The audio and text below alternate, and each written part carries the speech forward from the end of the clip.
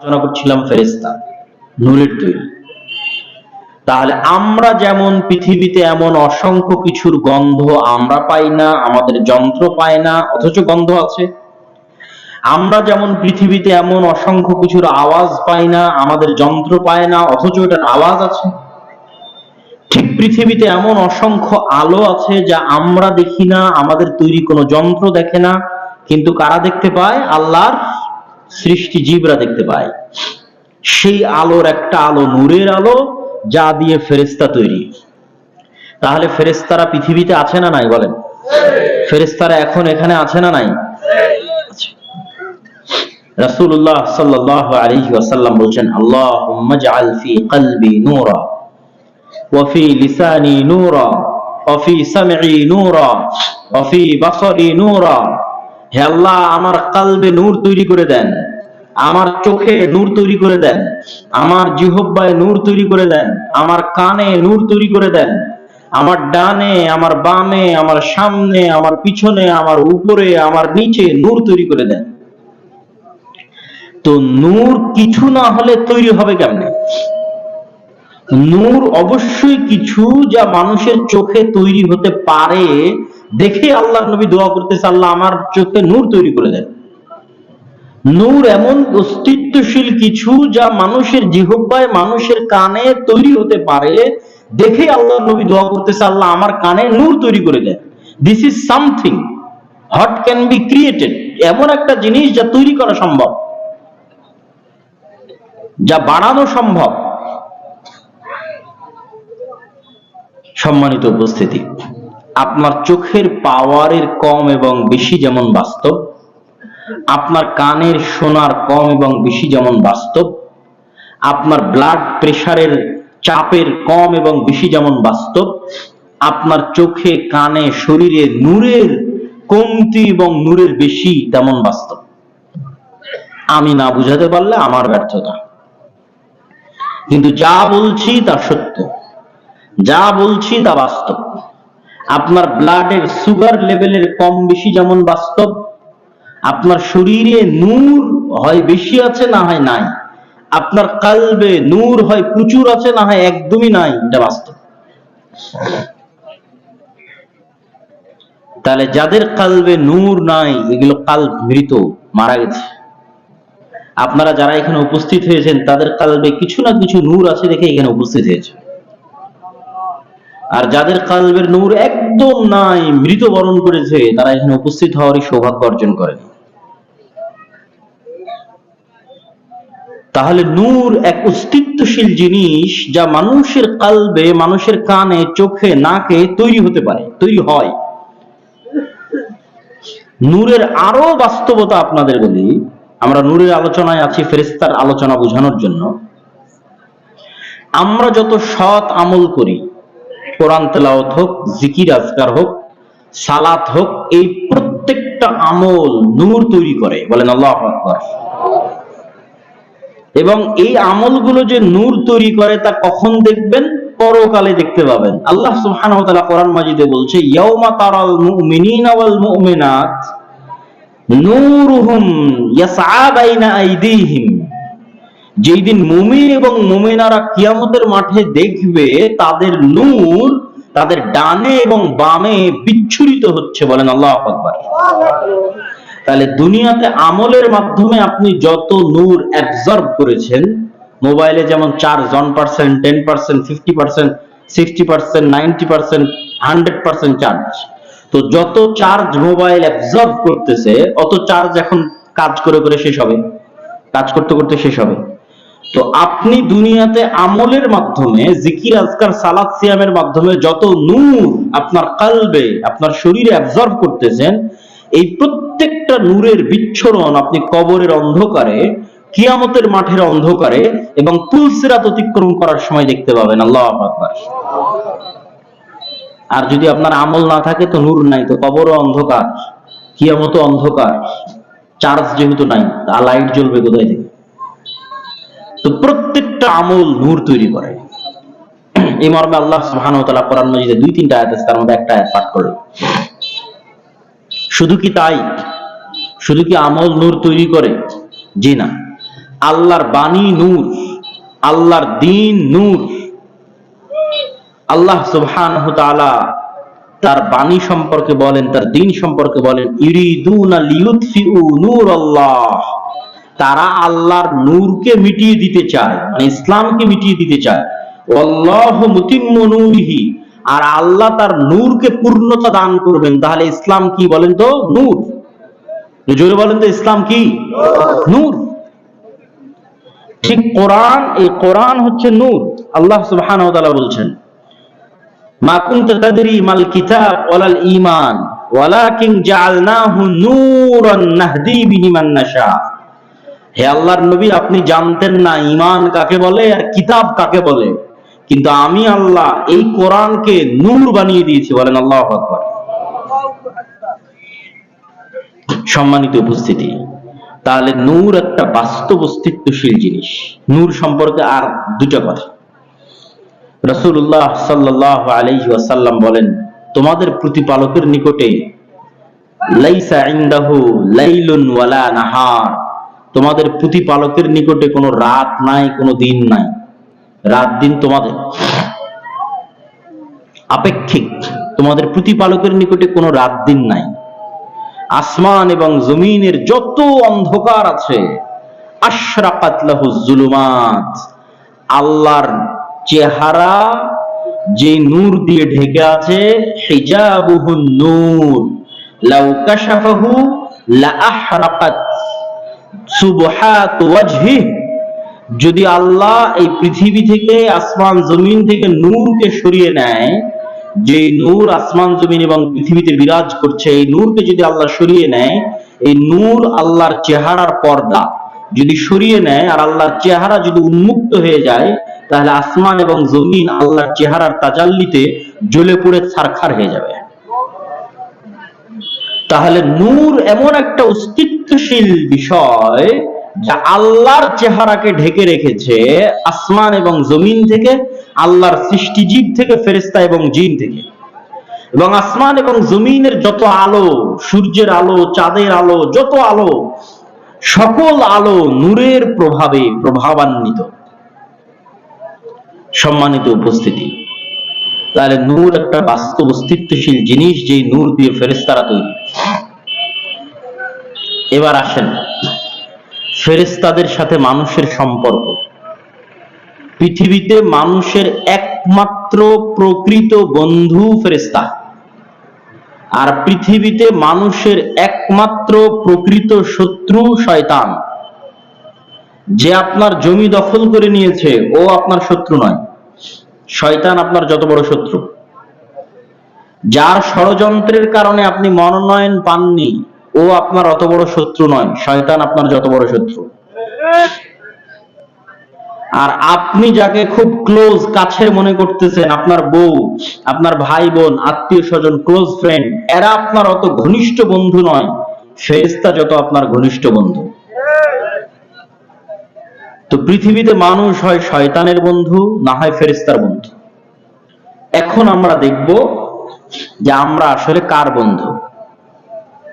তার আগে দেখি রাসূল সাল্লাল্লাহু আলাইহি ওয়াসাল্লামের যুগে সাহাবীদের সাথে ফেরেশতাদের কেমন সম্পর্ক ছিল।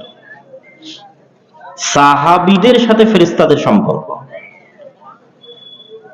সংক্ষিপ্ত করে আপনাদেরকে ইঙ্গিত দিয়ে যাব। সাদ বিন মুআজ রাদিয়াল্লাহু তাআলা আনহু একজন আনসারী সাহাবী, যিনি আওস এবং খাজরাজ গোত্রের প্রধান। খন্দকের যুদ্ধে আহত অবস্থায় তিনি শহীদ হন। রাসূলুল্লাহ সাল্লাল্লাহু আলাইহি ওয়াসাল্লাম বলেন, ইহতাজ্জা লাহু আরশুর রহমান, সাদ বিন মুআজের মৃত্যুতে রহমানের আরশ কেঁপে উঠেছে। বলেন আল্লাহু আকবার। ওয়া ফুতিহাত লাহু আবওয়াবুস সামা, সাদ বিন মুআজের মৃত্যুতে আসমানের সব দরজা খুলে দেওয়া হয়েছে। ওয়া শাহিদাহু, আর তার জানাজায় অংশগ্রহণ করেছে ৭০ আলফাম মিনাল মালাইকা, ৭০,০০০-এরও বেশি ফেরেশতা সাদ বিন মুআজের জানাজায় অংশগ্রহণ করেছে। জাবের রাদিয়াল্লাহু তাআলা আনহু বলছেন, তার পিতা উহুদের যুদ্ধে শহীদ হয়। যে তিনি তার পিতার লাশকে পাশে রেখে কাঁদতেছেন। তো রাসূল সাল্লাল্লাহু আলাইহি ওয়াসাল্লাম বলছেন, লা তাবকি মা যালাতিল মালাইকাতু তুজিল্লু বিআজনিহাতিহা, হে জাবের কাঁদিও না, তোমার পিতার লাশকে ফেরেশতারা ছায়া দিয়ে রেখেছে। আল্লাহু আকবার। হানজালা রাদিয়াল্লাহু তাআলা আনহু উহুদের যুদ্ধে শহীদ হয়েছে। তার স্ত্রীর মারফতে সাহাবীরা রাসূল সাল্লাল্লাহু আলাইহি ওয়াসাল্লামকে সংবাদ পৌঁছালো যে তার উপর গোসল ফরজ ছিল, তাকে গোসল দেওয়া যায়। সাহাবীরা যখন আল্লাহর নবীকে তাকে গোসল দেওয়ানোর অনুমতি চাইল, তখন আল্লাহর নবী বলল, ইন্না সাহিবাকুম তুগাসসিলুহুল মালাইকা, তোমাদের সাথী, তোমাদের বন্ধু হানজালাকে ইতিমধ্যে ফেরেশতারা গোসল দিয়ে ফেলেছে। আল্লাহু আকবার। তো নেন ফেরেশতাদের সাথে সাহাবীদের সম্পর্ক, ফেরেশতাদের উপরে সাহাবীদের বিশ্বাস কোন লেভেলের থাকতে পারে যে সাহাবীরা শুনতেছে সাদ বিন মুআযের জানাজায় ৭০,০০০ ফেরেশতা অংশগ্রহণ করলো, সাহাবীরা শুনতেছে জাবের বিন আব্দুল্লাহর লাশ ফেরেশতারা ছায়া দিয়ে রেখেছে, সাহাবীরা শুনতেছে এই যে হানজালা যে মারা গেছে তার লাশ চোখের সামনে দেখতেছে, তার গোসল ফেরেশতারা দিয়েছে। আব্দুর রহমান বিন আউফ বলছে যে আমি যুদ্ধে আমার দুই পাশে দুইজন সাদা পোশাকধারীকে বীর বিক্রমে যুদ্ধ করতে দেখছি, যাদেরকে পূর্বেও কোনোদিন মদিনাতে দেখিনি, অতীতেও কোনোদিন মদিনায় দেখিনি।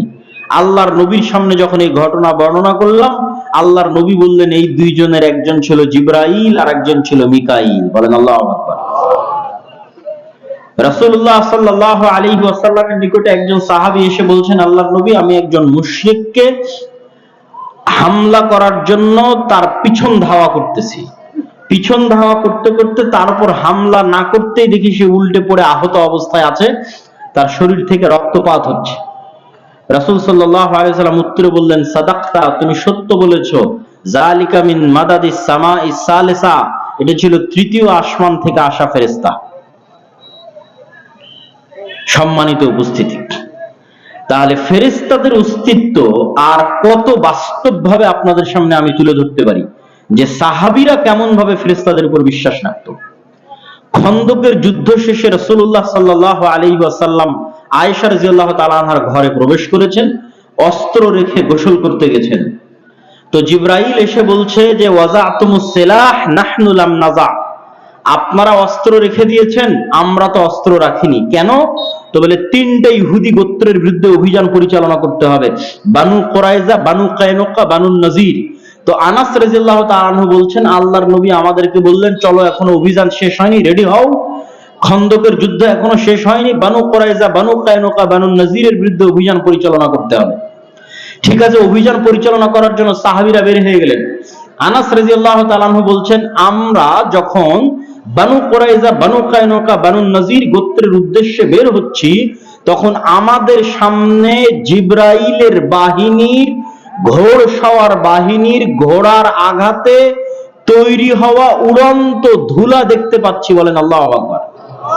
মানে আপনি এখান থেকে একটা বিশাল অভিযান নিয়ে জল ঢাকার দিকে যাচ্ছেন, তা আপনার আগে শুধু ধুলা আর ধুলা, মানে শত শত মোটর সাইকেলে গেলে যেভাবে ধুলা উড়ে।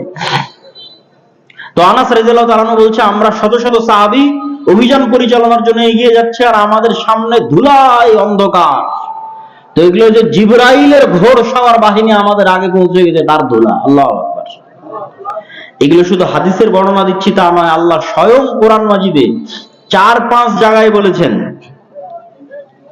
৪-৫ জায়গায় আল্লাহ সুবহানাহু ওয়া তাআলা বলেছেন যে যখন তোমরা তোমাদের ইস্তাগীসুনা রাব্বাকুম, যখন তোমরা তোমাদের প্রতিপালকের নিকটে সাহায্য চেয়েছো, তখন তোমাদের প্রতিপালক তোমাদের সাহায্যের জবাব দিয়েছে। তিনি হাজারে হাজার ফেরেশতা আসমান থেকে মাটিতে অবতীর্ণ করেছে তোমাদের পক্ষে যুদ্ধ করার জন্য। সম্মানিত উপস্থিতি, ফেরেশতার অস্তিত্ব কত বাস্তব। রাসূলুল্লাহ সাল্লাল্লাহু আলাইহি ওয়াসাল্লাম বলছেন, আজকে আমার বাড়িতে জিবরাইল ঢোকেনি। কেন ঢোকেনি? তো ওনার ঘরে ওই দিন ছবিযুক্ত চাদর ছিল, ওই চাদরটা নামিয়ে ফেলে দিলেন আর বললেন, লা তাদখুলুল মালাইকাতু ফি বাইতিন, ওই বাড়িতে ফেরেশতা প্রবেশ করে না যেখানে কুকুর আছে, যেখানে ছবি মূর্তি আছে, ওই বাড়িতে রহমতের ফেরেশতা প্রবেশ করে না। রাসূল সাল্লাল্লাহু আলাইহি ওয়াসাল্লাম বললেন যে আমাকে জিবরাইল মিসওয়াক করতে বলে, মিসওয়াক করতে করতে করতে করতে আমার দাঁতের মাড়ির গোস্ত ছিলে যাবে এরকম অবস্থা, কেননা আমার স্বাভাবিক মুখের গন্ধ তাকে কষ্ট দেয়। তাহলে আল্লাহর নবীর মতো পবিত্র মুখের গন্ধ যদি জিবরাইলকে কষ্ট দেয়, তাহলে আপনি যদি সারাদিন বিড়ি আর সিগারেট খান তো আপনার কাছে ফেরেশতা আসে? যারা বিড়ি সিগারেট খান তাদের কাছে তাহলে কে থাকে? একটু জোরে বলেন, কে থাকে? বক্তব্য শুরু করেছিলাম এটা দিয়ে যে মানুষ হয় আমরা এবং আপনারা হয় শয়তানের বন্ধু, না হয় ফেরেশতার বন্ধু।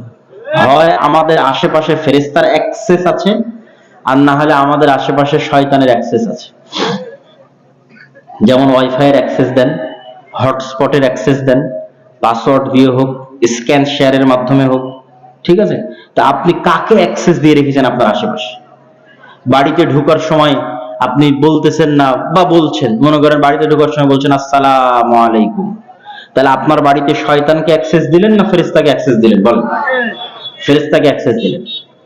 খাওয়ার সময় বিসমিল্লাহ বলছেন, খাওয়ার শেষে দোয়া পড়ছেন, বাথরুমে প্রবেশ করার সময় দোয়া পড়ছেন, তাহলে আপনার বাড়িতে ফেরেশতাকে অ্যাক্সেস দিয়ে রেখেছেন না শয়তানকে? ফেরেশতাকে। আর এগুলো একটার সাথে আপনার সম্পর্ক নাই। সারাদিন বাড়িতে টিভি চলতেছে, ছবিতে পরিপূর্ণ বাড়ি, কোরআন তেলাওয়াতের নামগন্ধ নাই, ফজরের সালাতের নামগন্ধ নাই, সালাম দিয়ে প্রবেশ করার নামগন্ধ নাই, খাবারের শুরুতে বিসমিল্লাহর নামগন্ধ নাই, তাহলে পুরো বাড়িটা কিসের আড্ডাখানা? জোরে বলেন, কিসের আড্ডাখানা? শয়তানের আড্ডাখানা। সম্মানিত উপস্থিতি, ঠিক তেমনি ফেরেশতারা খুব পবিত্র, এরা তো অপবিত্র হয়ই না, তো সবসময় পবিত্র। তাহলে যেই মানুষটা পেশাবের যত্ন নেয় না, রাস্তাঘাটে যেখানে সেখানে দাঁড়িয়ে পেশাব করছে, ওর প্যান্টে সবসময় পেশাব লেগে আছে, ওর ধারে কাছে ফেরেশতা যাবে? ওর সাথে সবসময় কে আছে? শয়তান। এই জন্য যারা শয়তানের পূজারী তারা ইচ্ছা করে অপবিত্র থাকে। আপনি যদি শয়তানের সাথে বন্ধুত্ব অর্জন করতে চান তাহলে আপনাকে অপবিত্র অবস্থায় থাকতে হবে। নামাজ পড়া যাবে না, ওযু করা যাবে না, ঠিক আছে? পেশাব পায়খানায় করে ছুঁচা যাবে না, একদম সম্পূর্ণ ফরজ গোসল হলেও গোসল করা যাবে না। সম্পূর্ণ অপবিত্র, ন্যাক্কারজনক, ঘৃণিত অবস্থায় যত বেশি থাকবেন, শয়তান ধীরে ধীরে আপনার কাছে তত ধরা দিবে। বাস্তব চাক্ষুষ হিসেবেও শয়তান উপস্থিত হয়ে যেতে পারে। ঠিক তার উল্টা দিকে আপনি যদি অজু ভাঙলেই অজু করে, তো ওই মানুষ ফেরেশতাকে দেখে নিলেও আশ্চর্য হওয়ার কিছু নাই, কিছু নাই। কেন? ফেরেশতা পৃথিবীতে আছে, মানুষ দেখতে পায়, কোনো সমস্যা নেই। সাহাবীরা ফেরেশতাদের দেখেছে, আপনিও দেখতে পারেন, অস্বাভাবিক কিছু না। রাসূলুল্লাহ সাল্লাল্লাহু আলাইহি ওয়াসাল্লাম একদিন বসে আছে মসজিদে নববীতে, এরকম মাজমায় একজন অপরিচিত মানুষ আসতো। ওমর রাদিয়াল্লাহু তাআলা বলছেন যে আমরা একে জীবনে আগেও কোনোদিন দেখিনি, পরেও দেখিনি। আল্লাহ নবীকে জিজ্ঞেস করলো, মাল ইসলাম, মাল ঈমান, মাতা সাআহ, মাল ইহসান, ঈমান কি, ইসলাম কি, ইহসান কি, কিয়ামত কখন? উত্তর নিয়ে চলে গেল। আল্লাহর নবী বললেন, জানো কে এসেছিল? সাহাবীরা বললেন, না জানি না। আল্লাহ নবী বললেন, জিবরাইল এসেছিল তোমাদের দ্বীন শিখানোর জন্য। বলেন আল্লাহু আকবার। কিয়ামতের পূর্ব মুহূর্তে যখন ঈসা আলাইহিস সালাতু ওয়াস সালাম দুই ফেরেশতার কাঁধে ভর দিয়ে পৃথিবীতে নামবে, তখন মানুষ দেখবে তো। যখন দাজ্জাল মক্কা এবং মদিনায় প্রবেশ করবে এবং দেখবে প্রত্যেক গলিতে, প্রত্যেক অলিগলি এবং রাস্তা প্রবেশ পথে ফেরেশতা উন্মুক্ত তরবারি হাতে দাঁড়িয়ে আছে, তখন দাজ্জাল ফেরেশতাদের দেখবে তো। মানুষও দেখতে পারে ফেরেশতাদের, অস্বাভাবিক কিছু নয়। উসাইদ বিন হুযাইর একদিন রাতের বেলা কোরআন তেলাওয়াত করতেছে, তো কোরআন তেলাওয়াতে তার আস্তাবলের ঘোড়া লাফাচ্ছে। বললাম না আল্লাহর কিছু সৃষ্টিজীব নূর দেখতে পায়, তো ঘোড়া লাফাচ্ছে, তো ওনার বাচ্চা আহত হয়ে যাবে এই ভয়ে উনি কোরআন তেলাওয়াত বন্ধ করে দিয়েছে। পরপর 3 বার এরকম করেছে। রাসূল সাল্লাল্লাহু আলাইহি ওয়াসাল্লামকে এসে পরের দিন সকালে শোনাচ্ছে, আল্লাহর নবী বলতেছে, তুমি যখন কোরআন তেলাওয়াত করছিলা, দানাতিল মালাইকা লিসাউতিক, তোমার আওয়াজের কারণে ফেরেশতারা সব একত্রিত হয়ে গেছিল। আল্লাহু আকবার। ওই ফেরেশতার নূর ওই ঘোড়া দেখতে পাচ্ছিল, আর কিছু না। ফেরেশতার নূর দেখতে পাওয়ার কারণে সে লাফাচ্ছিল। আল্লাহর নবী তখন বলতেছে, তুমি যদি সকাল পর্যন্ত তেলাওয়াত অব্যাহত রাখতে, তাহলে মানুষেরাও ফেরেশতাদের দেখে নিত। তো আপনি যদি শয়তানের বন্ধু হন, তো যেমন শয়তানকে দেখতে পাবেন, ফেরেশতার বন্ধু হলে ফেরেশতাকেও দেখতে পাবেন। তো বাস্তব কিছু প্র্যাকটিক্যাল প্র্যাকটিস আপনাদের দিই, যেটাতে দেখতে পাবেন, বাস্তব জীবনে পরীক্ষা করতে পারবেন যে হ্যাঁ ফেরেশতা আছে, আর বাস্তব জীবনে পরীক্ষা করতে পারবেন যে হ্যাঁ শয়তান আছে। এটা দিয়ে আমাদের বক্তব্যের সামনের দিকে এগিয়ে যাব। তো শয়তান আছে, এটার প্র্যাকটিক্যাল আপনারা কি ধৈর্য হারা হচ্ছেন না ঠিক আছে? জাযাকাল্লাহ খাইর। তো শয়তান যে বাস্তবে প্র্যাকটিক্যাল আছে এটার প্রমাণ আপনি আজকে এখান থেকে উঠে গিয়ে নিয়ত করবেন যে আমি 2 রাকাত সালাত আদায় করব, এই 2 রাকাত সালাতের মধ্যে 1 সেকেন্ডের জন্য দুনিয়ার কোনো কথা আমি চিন্তা করব না। এই চিন্তা করে আপনি সালাতে দাঁড়াবেন এবং ব্যাপক প্রস্তুতি নিয়ে, লাইট বন্ধ, ফ্যান বন্ধ, ঘরের দরজা লাগানো, ফোন বন্ধ, কোনো দিক থেকে কোনো ডিস্টার্ব নাই। সালাত শুরু করার 30-40 সেকেন্ডের মধ্যে, 50-60 সেকেন্ডের মধ্যে আপনি দেখবেন যে আপনি দুনিয়াবি কোনো চিন্তায় মগ্ন হয়ে গেছেন। এখন আশ্চর্যের বিষয় হচ্ছে আপনি যে দুনিয়াবি চিন্তায় মগ্ন হয়ে গেছেন আপনিও বুঝতে পারেন। এটা হলো সবচেয়ে আশ্চর্যজনক পয়েন্ট। সবচেয়ে আশ্চর্যজনক পয়েন্ট যে আপনি যে দুনিয়ার চিন্তায় মগ্ন হয়েছেন আপনি এখনো বুঝতেই পারেন। আবার 10-15-20 সেকেন্ড, 30-40 সেকেন্ড যাওয়ার পর আপনার মনে পড়তেছে, আরে আজকে তো সালাতে দাঁড়িয়েছিলাম, শুধু আল্লাহর কথা মনে রাখবো, দুনিয়ার কথা তো মনে পড়ার কথা নয়, তা আমাদের দুনিয়ার চিন্তায় মগ্ন হয়ে গেছে। তাহলে এবার আপনি বলেন, আপনাকে দুনিয়ার চিন্তায় মগ্ন কে করলো? একটু জোরে বলেন, কে করলো? শয়তান। এর চেয়ে আর কি বড় প্রমাণ নেবেন? আপনি তো হননি। আপনি তো নিজে পূর্ণ প্রস্তুতি নিয়ে আছেন যে আপনি আল্লাহকে স্মরণে রাখবেন, আর আপনি তো নিজে ইচ্ছা করে দুনিয়ার চিন্তায় জানোনি, গেলে তো আপনার মনে পড়তো যে আমি দুনিয়ার চিন্তায় যাচ্ছি। আপনার পূর্ণ প্রস্তুতি থাকা সত্ত্বেও শয়তান আপনাকে দুনিয়ার চিন্তা নিয়ে চলে গেছে। এটাকে আল্লাহর নবী ওইভাবে হাদিসে বলেছে যে হাযা ইখতিলাসুন ইয়াখতালিসুহু শাইতান। এটা যে শয়তান তোমাদের কালবকে ছোবল মেরে নিয়ে যায় দুনিয়ার চিন্তার দিকে, শয়তান ছোবল মেরে নিয়ে যায়। এবার ফেরেশতার অস্তিত্ব।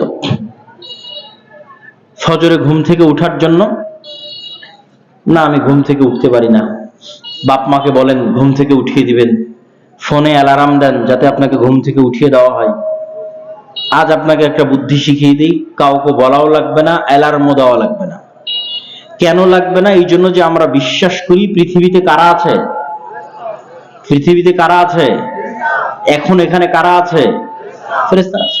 আপনার বিশ্বাস ইয়াকিনের লেভেলে কিনা সেটার পরীক্ষা এবার আপনি নিতে পারেন। সেটা কি?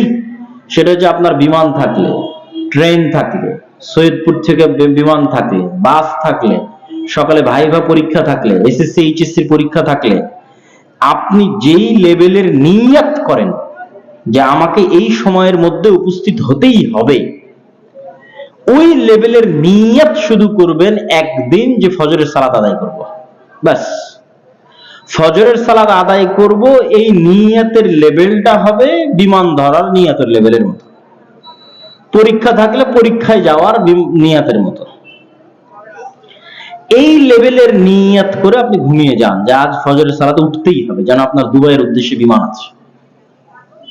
তারপরে আপনি বাপ মাকেও বলিয়েন না, ভাই বোনকেও বলিয়েন না, মোবাইলের অ্যালার্ম দিয়েন না, কেন আমরা তো পরীক্ষা করবো যে পৃথিবীতে আল্লাহর ফেরেশতা আছে। ফেরেশতা আপনাকে উঠিয়ে দিবে। রাসূলুল্লাহ সাল্লাল্লাহু আলাইহি ওয়াসাল্লাম বলছেন, মানুষ যখন রাতে ঘুমায় উজু অবস্থায় আয়াতুল কুরসি পড়ে এবং ঘুমানোর দোয়া পড়ে, তখন আল্লাহ একজন ফেরেশতা তার মাথার কাছে নিযুক্ত করে দেন ফজর হওয়া পর্যন্ত। আল্লাহু আকবার। তো আপনি কি করতে মানুষকে বলতে যাবেন আর কি করতে ফোনে অ্যালার্ম দিতে যাবেন? আল্লাহর নবী বলছে যে আপনার মাথার কাছে একজন ফেরেশতা নিযুক্ত করে দেওয়া হয় কি পর্যন্ত? ফজর পর্যন্ত। তো আপনি পরীক্ষা করেন, আপনি আয়াতুল কুরসি পড়ে ওযু অবস্থায় ঘুমান এবং নিয়ত করেন যে আগামীকাল ফজরে উঠতে হবে, এবং দেখেন অ্যালার্ম ছাড়া আপনি উঠতে পারেন কিনা, ফেরেশতা আপনাকে উঠিয়ে দেয় কিনা, পরীক্ষা করেন। এই পৃথিবীতে ফেরেশতার অস্তিত্ব, এই পৃথিবীতে শয়তানের অস্তিত্ব আপনার পিতামাতার চেয়ে সত্য, আপনার সন্তানের চেয়ে সত্য, আপনার বন্ধু বান্ধবের চেয়ে সত্য। আমরা হয় ফেরেশতার বন্ধু অবস্থায় আছি, না হয় শয়তানের বন্ধু অবস্থায় আছি। শয়তানের বন্ধু মানে শয়তানের গোলাম, আর ফেরেশতার বন্ধু মানে আল্লাহর গোলাম। কেন? ওই ফেরেশতাগুলো আল্লাহ নিযুক্ত করে রেখেছে। পৃথিবীর যেখানেই মানুষ এরকম একত্রিত হয়ে কোরআনের কথা বলবে, হাদিসের কথা বলবে, ওখানে বসার জন্য নির্ধারিত ফেরেশতা আছে। যে ওই সারা পৃথিবীতে একদল ফেরেশতা আছে যারা ঘুরে বেড়ায়, শুধু ঘুরে বেড়ায়, শুধু ঘুরে বেড়ায়। এদের কাজই হচ্ছে কোথায় মানুষ কোরআনের কথা বলছে, হাদিসের কথা বলছে, ওখানে গিয়ে বসা। তো এই ফেরেশতার অস্তিত্বের আপনি পরীক্ষা নিতে পারেন এবং দেখতে পারেন। সম্মানিত উপস্থিতি, রাসূলুল্লাহ সাল্লাল্লাহু আলাইহি ওয়াসাল্লাম বলছেন, জুমার দিন ফেরেশতারা মসজিদের গেটে বসে থাকে প্রবেশকারীদের নাম লিপিবদ্ধ করার জন্য। যখন খতিব মেম্বারে উঠে তখন তারা খাতা বন্ধ করে দিয়ে বসে যায়, তারাও খতিবের খুতবা শোনে। এরকম কত হাদিস নিবেন। সম্মানিত উপস্থিতি, আমাদের এই কাল্ব পৃথিবীর সবচেয়ে সূক্ষ্ম মেশিন। পৃথিবীতে এর চেয়ে কোনো সূক্ষ্ম মেশিন আবিষ্কার হয়নি, আবিষ্কার হওয়া সম্ভব নয়। কেন কাল্ব সবচেয়ে সূক্ষ্ম মেশিন? আমাদের মাথা যেমন পৃথিবীর সবচেয়ে টপ লেভেলের মেশিন, আমাদের ব্রেন, আগে ব্রেনের কার্যক্ষমতা বুঝেন, তাহলে আপনাকে কাল্বের কার্যক্ষমতা বুঝাতে সহজ হবে। আমাদের এই ব্রেনের যে মগজের যে পর্দার পরল, এটা দিয়ে সমগ্র পৃথিবীকে কয়েকবার মোড়ানো যাবে। আল্লাহু আকবার। একজনের ব্রেনের পরল দিয়ে পুরো পৃথিবীকে, পুরো লালমনিরহাটকে না, পুরো জলঢাকাকে না, পুরো বাংলাদেশকে না, পুরো পৃথিবীকে মোড়ানো যাবে ব্রেনের পরল দিয়ে। তো এই ব্রেনের ধারণ ক্ষমতা কত জানেন? 5000 বছর। বিজ্ঞানীদের গবেষণা অনুযায়ী যে মানুষের হার্ট বলেন আর মানুষের কিডনি বলেন, এগুলোর সময়সীমা 60, 70, 100, আর মানুষের ব্রেনের সক্ষমতা 5000 বছর। মানে মানুষ যদি 5000 বছর বাঁচত, তো এই ব্রেনও 5000 বছর সচল থাকতো। আর ব্রেন 5000 বছর সচল আছে মানে আপনি 5000 বছর বেঁচে আছেন, আপনার ব্রেনও 5000 বছর সচল আছে। তার মানে আজ থেকে 5000 বছর আগে যা ঘটেছে, যা আপনি ঘটতে দেখেছেন, তাও আপনার মনে আছে। এটা হলো ব্রেনের সচল থাকা। নূহ আলাইহিস সালাতু ওয়াস সালাম 1000 বা 1500 বছর জীবিত ছিলেন। তার মানে 1000 বছর আগে যা নূহ আলাইহিস সালাম ঘটতে দেখেছে, বা 1000 বছর আগে নূহ আলাইহিস সালাম কেউ কোনো কথা বলেছে, ওটা ওনার মনে আছে না ভুলে গেছে? মনে আছে। আমি আপনাদের এখানে আজ থেকে 1 বছর 2 বছর আগে এসেছিলাম, এখানকার একটা বাচ্চা জামিয়া সালাফের ভর্তি পরীক্ষায় ফার্স্ট হয়েছিল, সেটা আমার মনে আছে। তাহলে আমার ব্রেনের, আমার হায়াত এবং আমার ব্রেনের হায়াত যদি 5000 বছর হয়, তাহলে 5000 বছর পরেও আমার এই কথা মনে থাকবে। আল্লাহু আকবার। তাহলে এটা কোন লেভেলের ভয়ঙ্কর মেশিন! এই জন্য আল্লাহ সুবহানাহু ওয়া তাআলা বলছে, কাফা বিনাফসিকাল ইয়াউমা আলাইকা হাসিবা। দুনিয়ার মানুষ, আজ কিয়ামতের মাঠে তোমাদের হিসাব নেওয়ার জন্য তোমরাই যথেষ্ট। আমি আল্লাহর আলাদা করে কি হিসাব নিব? কেননা তোমাদের সাথে ভয়ঙ্কর মেশিন দেওয়া ছিল এই ব্রেন। তোমার এই চোখ হচ্ছে ক্যামেরা। এরা যেমন আলাদা করে ক্যামেরায় রেকর্ড করে ওই মেমোরি কার্ড নিয়ে কম্পিউটারে দিবে, তাহলে আমার ভিডিও দেখতে পাবে। তো মানুষের চোখ আধুনিক যুগের সকল ক্যামেরার চেয়ে বেশি পাওয়ারফুল। রাতের দৃশ্যের যত ছবি অনলাইনে আছে, একটাও ক্যামেরা দিয়ে তোলা নয়, সব ফটোশপ দিয়ে ডিজাইন করা। কেন? রাতের দৃশ্যের যেই দৃশ্য মানুষ চোখ দিয়ে দেখে, ওই দৃশ্য ধারণ করার মতো কোনো ক্যামেরা পৃথিবীতে তৈরি হয়নি। তাহলে এবার আপনাকে যখন সিসি ক্যামেরা দিয়ে আপনাকে ধরতেছি, তখন আপনি বলছেন ঠিক আছে, আমি তো এখন বিপদে আছি। কিন্তু আপনার সিসি ক্যামেরা তো আপনার সাথেই লাগানো আছে। মানে আপনি মোবাইলে যা দেখতেছেন ওটাও আপনার ব্রেনে সেভ হচ্ছে, আপনি রাস্তাঘাটে চোখ দিয়ে যা দেখছেন ওটাও আপনার ব্রেনে সেভ হচ্ছে। এগুলো সব ডাটা। এখানে এই মেমোরি কার্ডের বয়স 5000 বছর, হাজার হাজার লক্ষ কোটি গিগাবাইট এখানে ধারণ করা সম্ভব। আর এই হচ্ছে আপনার ক্যামেরা। তাহলে এখন কি লাগবে? শুধু ব্রেন থেকে ডাটা ট্রান্সফার করা লাগবে, যাতে ডাটা ট্রান্সফার করে আপনাকে দেখানো যায়, দেখেন আপনি চোখ দিয়ে কি কি দেখেছেন, আপনার ব্রেনে তা সেভ হয়ে আছে। তো ইলন মাস্ক কোটি কোটি টাকা ব্যয় করতেছে যাতে ইন্টারনেটকে মানুষের ব্রেনের সাথে লাগানো যায়। তাহলে কয়দিন পর মানুষই মানুষের ব্রেন থেকে ডাটা ট্রান্সফার করবে। তাহলে এবার বলেন আপনার হিসাবের জন্য আলাদা কিছু করতে হবে কিনা? তাহলে আপনি কান দিয়ে যে গান শুনতেছেন, আপনার এই কান আসলে সাউন্ড রেকর্ডার। কথা বুঝতে পেরেছেন? এই সাউন্ড রেকর্ডারটা যে জিনিস রেকর্ড করতেছে, ওইটা আপনার ব্রেনেই সেভ হয়ে থাকতেছে। এখানে আলাদা কোনো সাক্ষীর দরকার নাই, এটা আপনার ব্রেনেই সেভ হয়ে আছে যে আপনি কোন গান শুনতেছেন। এই সাউন্ড রেকর্ডার সেভ করে ডাটা ব্রেনে দিয়ে দিচ্ছে। জাস্ট কিয়ামতের মাঠে এই ব্রেনের ডাটা ট্রান্সফার করলেই আপনার জন্য সব সাফফান সাফফা, সব স্পষ্ট চোখের সামনে ধরা পড়বে যে কাফা বিনাফসিকাল ইয়াউমা আলাইকা হাসিবা, মানুষ তোমার হিসাব নেওয়ার জন্য তুমি যথেষ্ট। কেন? তোমার সাথে পৃথিবীর সবচেয়ে ভয়ঙ্কর মেশিন লাগানো ছিল, ওই মেশিনের নাম তোমারই ব্রেন। তাহলে বুঝলেন যে মানুষের ব্রেন কোন লেভেলের সূক্ষ্ম। এর চাইতে সূক্ষ্ম লেভেলের মেশিন হচ্ছে কাল্ব। কেন কাল্ব এর চাইতে সূক্ষ্ম বললাম? আমরা কথা দিয়ে, মোবাইলের মেসেজ দিয়ে মানুষে মানুষে যোগাযোগ তৈরি করতে পারি, আর পৃথিবীতে একমাত্র কাল্ব শুধু মানুষে মানুষে যোগাযোগ এবং সম্পর্ক তৈরি করে না, ভিন্ন জগতের দুই প্রাণীর সাথেও যোগাযোগ তৈরি করে, শয়তান এবং ফেরেশতার সাথে যোগাযোগ তৈরি করে।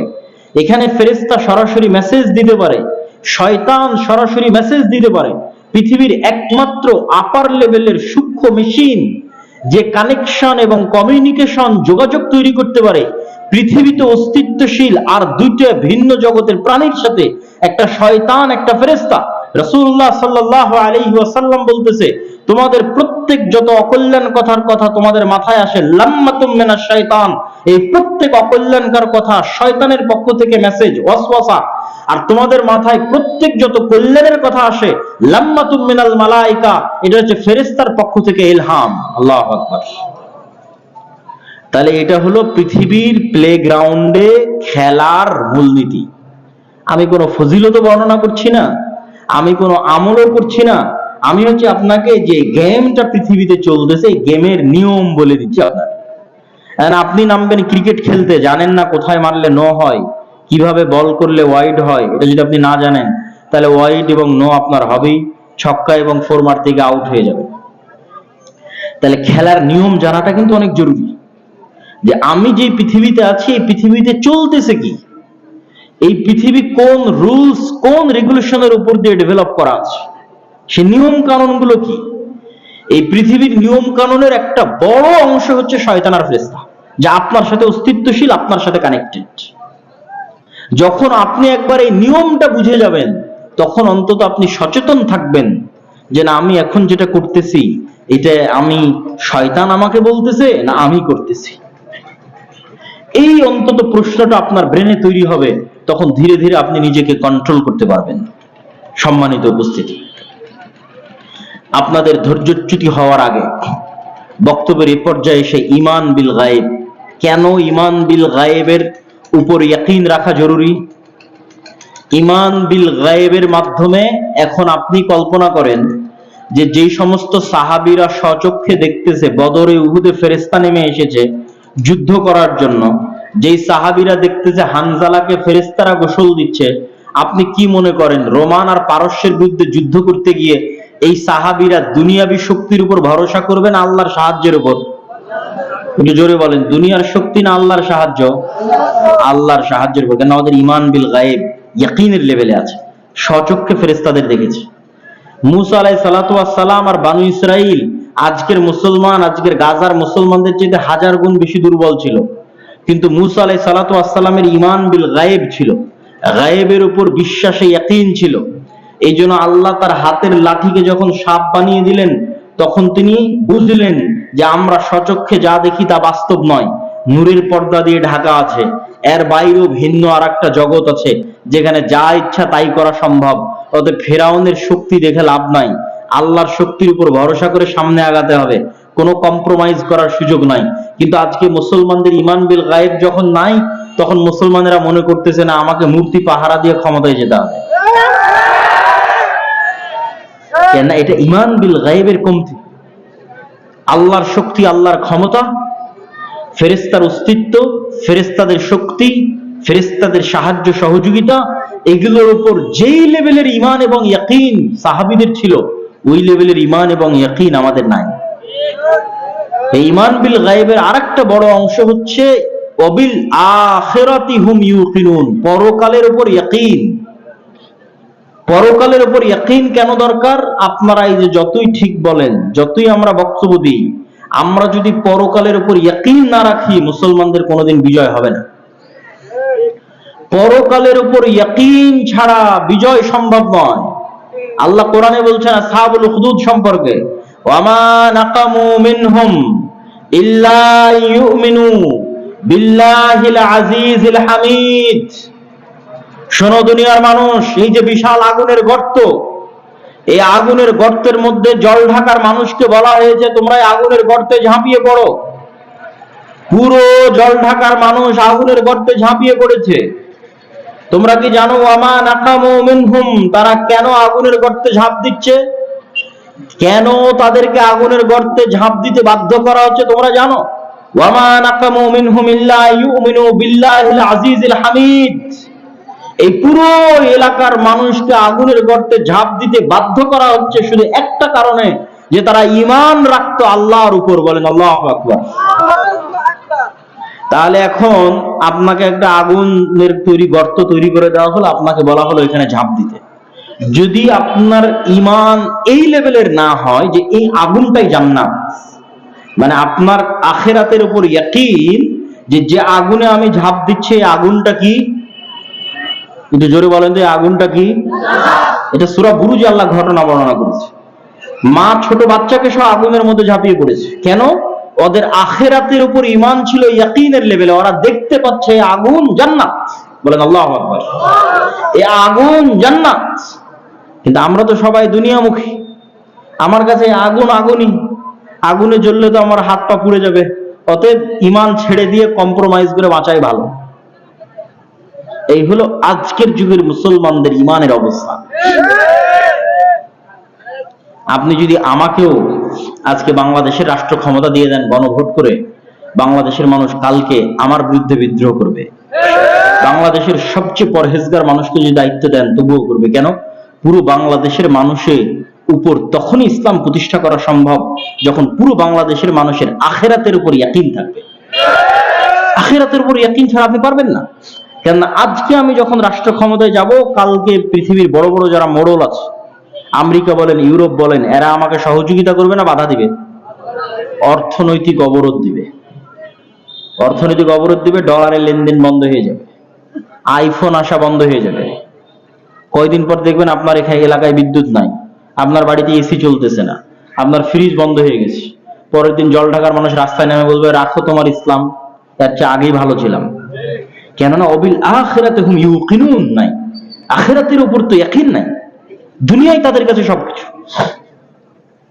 এই জন্য সেকুলার স্টেটকে ইসলামিক স্টেট বানানো খুবই খুবই কঠিন। সেকুলার স্টেট তথা দুনিয়ামুখী একটা রাষ্ট্রকে পরিপূর্ণ ইসলামী রাষ্ট্র বানানো অনেক অনেক কঠিন।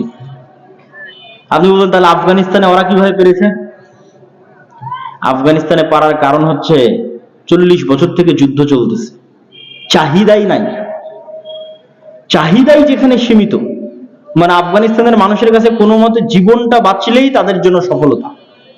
ওই এত এসি ফ্রিজ বিদ্যুৎ চোখেই দেখেনি, অতএব দরকারও নাই। জীবনের নিরাপত্তা এটাই তাদের জন্য যথেষ্ট।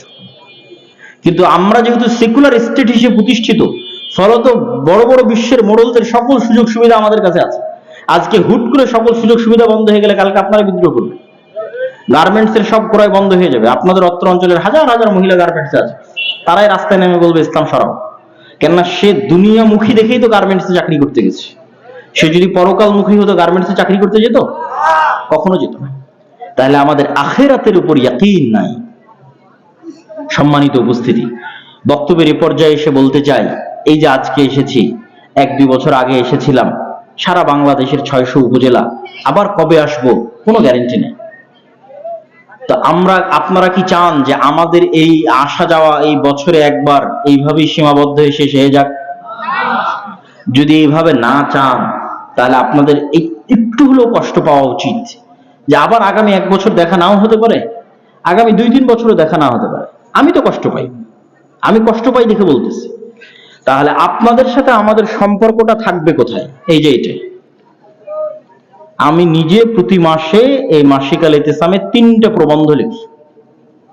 একটা সম্পাদকীয় যেটা উপরে হেডিং দেওয়া আছে, আর ভিতরের 2টা প্রবন্ধ। 3টে প্রবন্ধ প্রতি মাসে লিখি। কেন লিখি? আমি মনে করি যে হ্যাঁ, ওই যে লালমনিরহাট জল ঢাকায় গেছিলাম, ওখানকার কেউ না কেউ এটা পড়ে।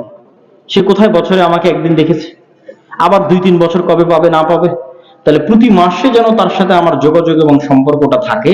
আমি যেন প্রতি মাসে তার কাছে দৈনন্দিন বর্তমান পৃথিবীর যে কোনো বিষয়ে সঠিক মেসেজ তার কাছে দিতে পারি, সেটার জন্য মাসিক আল ইতিসামে আমরা নিয়মিত লেখালেখি করি। আর আপনি যদি শুধু প্রোগ্রামে আসেন আর মাসিক আল ইতিসাম না নেন, তাহলে হক আদায় হবে না। আবার যদি এরকম হয় যে আপনি আজকে এই জালসায় এসে যত পেঁয়াজের দোকান, পুরীর দোকান, জিলাপির দোকানে আপনার একটা 100 গ্রাম বাদামের দাম যা, তার চেয়ে আমার ধারণা এই মাসিক আল ইতিসামের দাম কম হবে। তাহলে আপনি এখানে বসে থেকেই দেখা যাচ্ছে কয়েকশো গ্রাম বাদাম শেষ করে দিয়েছে, কিন্তু মাসিক আল ইতিসাম নিলেন না। তাহলে তো আপনি স্থায়ীভাবে কানেক্টেড হতে পারলেন না। পড়ার মাধ্যমে সম্পৃক্ত হওয়া হচ্ছে স্থায়ীভাবে সম্পৃক্ত হওয়া। আজকে যে বক্তব্যটা যেটা দিচ্ছিলাম, এটা আমারই বই থেকে দিচ্ছিলাম, যদি এই বইটা আজকে নাই। এই বইটা অনলাইনে অর্ডার দিলে পাওয়া যাবে, সীমিত সংখ্যক ছাপানো ছিল। কিন্তু আমাদের যে বই পুস্তকগুলো আজকে আছে শায়েখ আব্দুর রাজ্জাক বিন ইউসুফের, যেমন এই বইটা অনেক সুন্দর।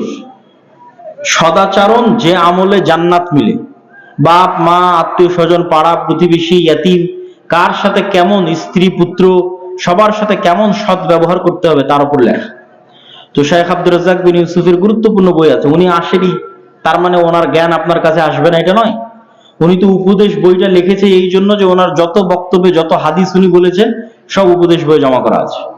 ওনার সালাতের উপর যে বক্তব্য দিয়েছে সেটা ওনার রাসূল সাল্লাল্লাহু আলাইহি ওয়াসাল্লামের সালাত বনাম প্রচলিত সালাতে আছে। দোয়ার বক্তব্য যেটা দিয়েছে সেটা আইন রাসূল সাল্লাল্লাহু আলাইহি ওয়াসাল্লাম দোয়া অধ্যায়ে আছে। আমার রিজিকের বক্তব্য রিজিকের বইয়ের মধ্যে আছে। তো এই বইগুলোকে যদি আপনারা মূল্যায়ন না করেন, তাহলে এই সম্পর্ক অস্থায়ী।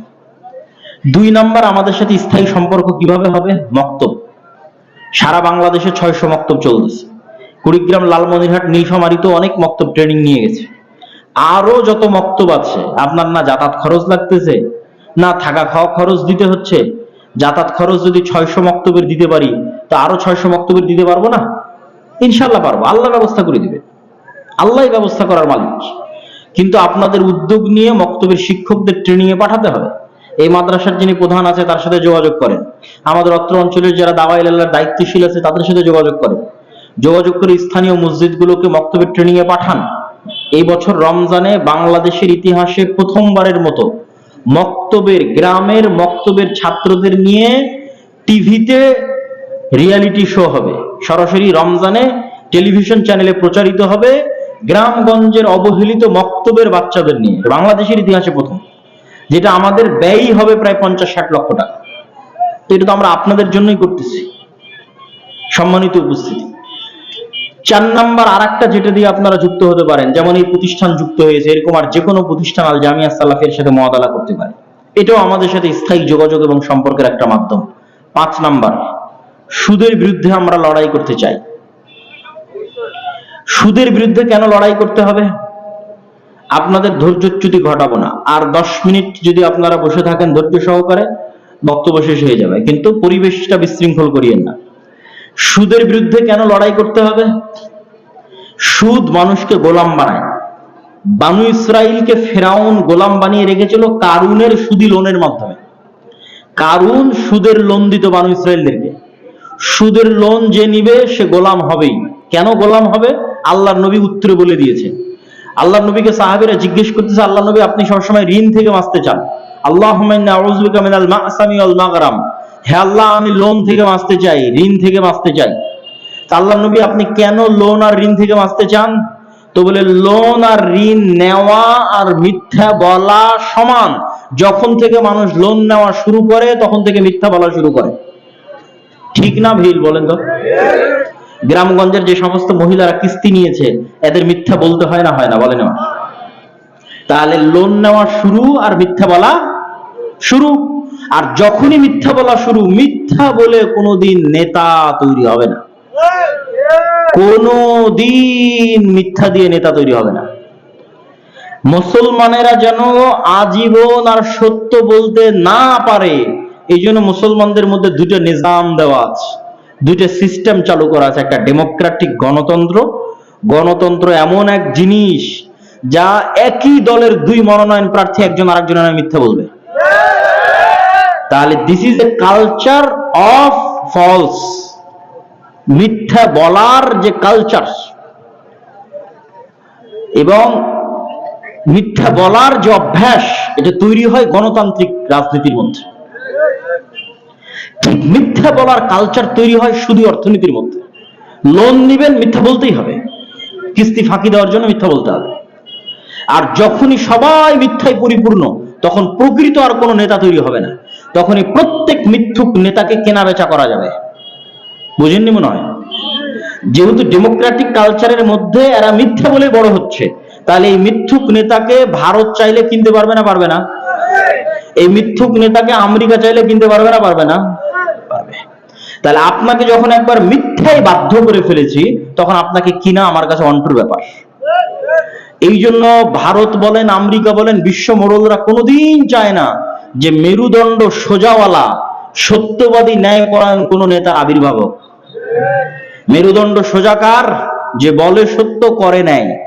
কিন্তু গণতন্ত্র তো এটা করতেই দিবে না, সত্য তো বলতেই দিবে না, ন্যায় তো করতেই দিবে না। তাহলে সব মিথ্যুকরা হবে গণতন্ত্রের নেতা, আর সব মিথ্যুকরা হবে সুদের লোনের ভুক্তভোগী। তাহলে এখানে না ওমর ইবনুল খাত্তাব তৈরি হবে, না তারিক বিন জিয়াদ তৈরি হবে, না খালিদ বিন ওয়ালিদ তৈরি হবে। তৈরি হবে শুধু গোলাম। সম্মানিত উপস্থিতি, আর দেখেন এই সুদী অর্থনীতির উপর ভিত্তি করে পুরো বাংলাদেশকে কিভাবে এনজিও গুলো ক্যাপচারে নিয়েছে। রাস্তায় নামলেন আপনারা, আর ক্ষমতা দখল করলো এনজিওরা। আপনি পড়ে দেখেন যে 1400 জুলাই আগস্টে যে 1400 মানুষ মারা গেছে, এই 1400 মানুষের কয়জন এনজিওর কর্মী ছিল? আর এই 1400 কয়জন সাধারণ গ্রামগঞ্জের আপামর মুসলিম জনতার ধর্মপ্রাণ মানুষের সন্তান? 1400 বা 1500 2000 যা হোক, সবই আপামর গ্রাম বাংলার সাধারণ ধর্মপ্রাণ মুসলমানের সন্তান। তাহলে রাস্তাঘাটে জীবন দিল ধর্মপ্রাণ মুসলমানের সন্তান, ক্ষমতা দখল করলো এনজিওরা।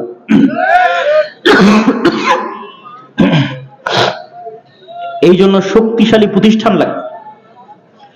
আপনাদেরকে প্ল্যান করতে হবে যে আগামী 20 বছর পর, আগামী 30 বছর পর, যেহেতু গণতন্ত্র কোনোদিন ন্যায় দিতে পারবে না, ইনসাফ দিতে পারবে না, সেহেতু অন্যায় থাকবেই, জুলুম থাকবেই। যতদিন গণতন্ত্র আছে ততদিন অন্যায় এবং জুলুম থাকবেই। অন্যায় এবং জুলুম যেহেতু থাকবে, মানুষ অন্যায়ের বিরুদ্ধে আওয়াজ উঠাবেই, মানুষ অন্যায়ের বিরুদ্ধে আন্দোলন সংগ্রাম করবেই। তো দেখবেন যে 15-20 বছর 30 বছর পর আবার এরকম কোন স্বৈরাচারের বিরুদ্ধে মানুষ রাস্তায় নেমেছে।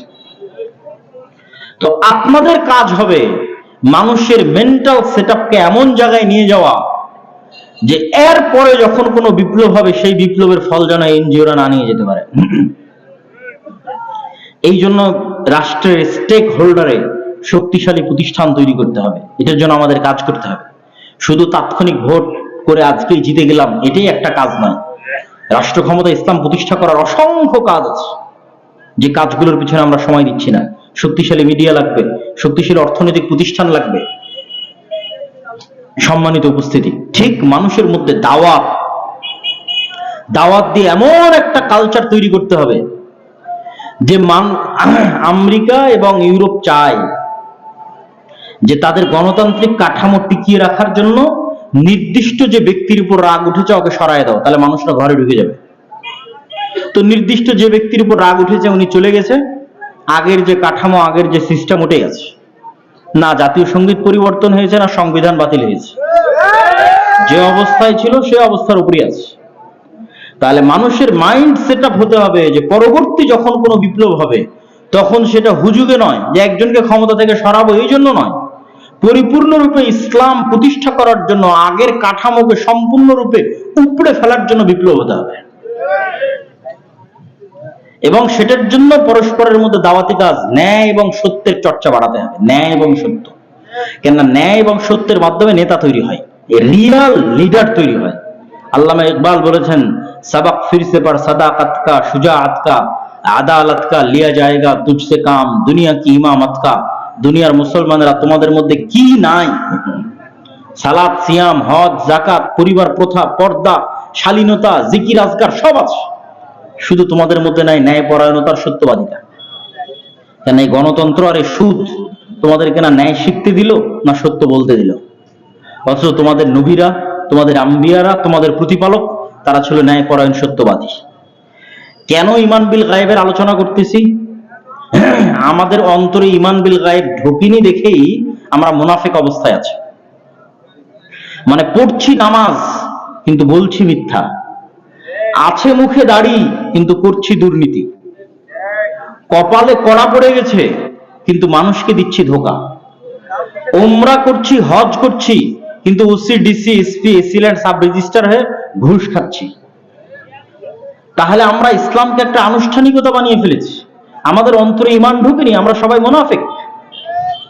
যখন ঈমান ঢুকবে তখন মিথ্যা বলা সম্ভব নয়, আমানতের খেয়ানত করা সম্ভব নয়। লা ঈমান আল ঈমান লা আমানাত লাহু।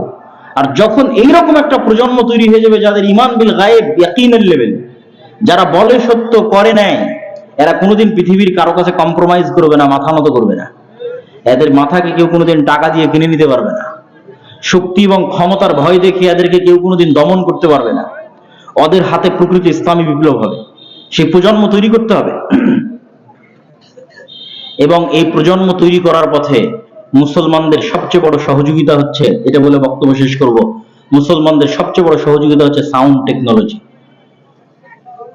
আল্লাহর সাহায্য আসমান থেকে পৃথিবীতে টেনে নিয়ে আসার মাধ্যম। সাহায্য তো আসমান থেকে আসবে, কিন্তু সাহায্য টেনে নিয়ে আসার পরিস্থিতি তৈরি করতে হবে। বৃষ্টি তো আর এমনি বর্ষণ হবে না। বৃষ্টি বর্ষণ হওয়ার সিচুয়েশন তৈরি হয় দেখে বৃষ্টি বর্ষণ হয়। তো আসমান থেকে সাহায্য টেনে নিয়ে আসার সিচুয়েশন তৈরি করতে হবে। এটাই সাউন্ড টেকনোলজি, এটাই 5 ওয়াক্ত সালাত, এটাই সকাল সন্ধ্যার জিকির, এটাই রাতের সালাত, এটাই পবিত্র কোরআন তেলাওয়াত। কেননা কোরআন কার সাউন্ড? বলেন, কোরআন কার সাউন্ড?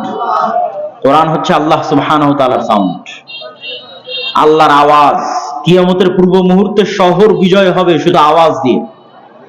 আল্লাহ আসমান এবং জমিন সৃষ্টি করেছে আওয়াজ দিয়ে। আসমান এবং জমিন ধ্বংস হয়ে যাবে ইসরাফিলের বাঁশির আওয়াজে। এই কাঠ আওয়াজ বুঝে, এই বই আওয়াজ বুঝে, এই কাপড় আওয়াজ বুঝে, এই মাইক আওয়াজ বুঝে, শুধু আওয়াজ বুঝে। এরা সবাই আওয়াজ তৈরি করে, কিন্তু আমরা শুনতে পাই না। ইসাব্বিহু লিল্লাহি মা ফিস সামাওয়াতি ওয়া মা ফিল আরজ। আসমান জমিন এবং তার মধ্যে থাকা প্রত্যেকটা জড় বস্তু আল্লাহর তাসবিহ পাঠ করে। বলেন আল্লাহু আকবার। সকাল সন্ধ্যার তাসবিহ, সকাল সন্ধ্যার জিকির, কোরআন তেলাওয়াত, 5 ওয়াক্ত সালাত, রাতের সালাত, এগুলো আল্লাহর সাহায্যকে আসমান থেকে টেনে নিচে নামায়। এই জন্য যুদ্ধের মাঠে বলা আছে যে একদল যুদ্ধের প্রোটেকশন দেবে, আর একদল সালাত আদায় করবে। কেন? দুনিয়ার তরবারি দিয়ে মুসলমানদের বিজয় হবে না, আসমান থেকে সাহায্য নেমে আসতে হবে। আর আসমান থেকে সাহায্য টেনে আনার জন্য সালাত আদায় করতে হবে। আল্লাহ সুবহানাহু ওয়া তাআলা আমাদের তৌফিক দান করুক। আল্লাহুম্মা আমিন।